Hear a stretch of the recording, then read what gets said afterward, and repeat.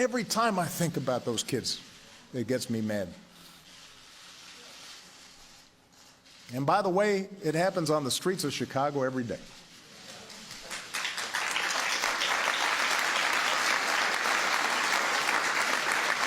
So, we cannot simply turn away and dismiss those in peaceful protest as troublemakers or paranoid.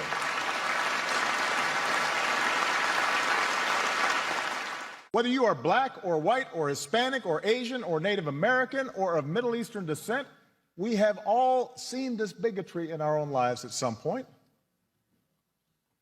We heard it at times in our own homes.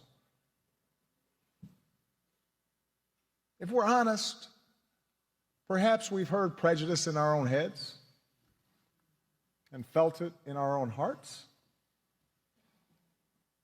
We know that. And while some suffer far more under racism's burden,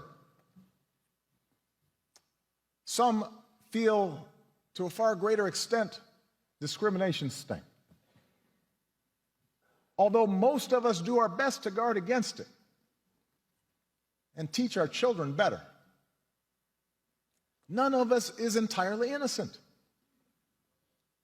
No institution is entirely immune.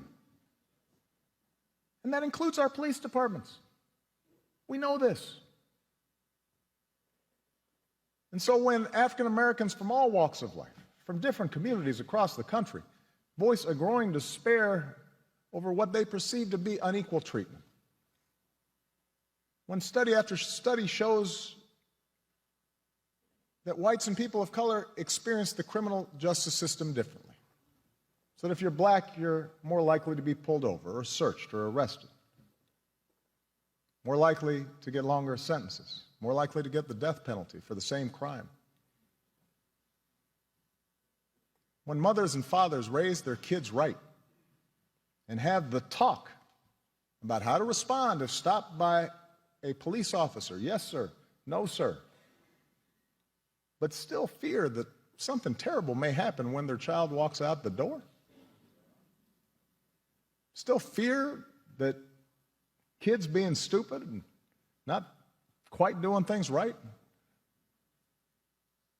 might end in tragedy. When all this takes place more than 50 years after the passage of the Civil Rights Act, we cannot simply turn away and dismiss those in peaceful protest as troublemakers or paranoid.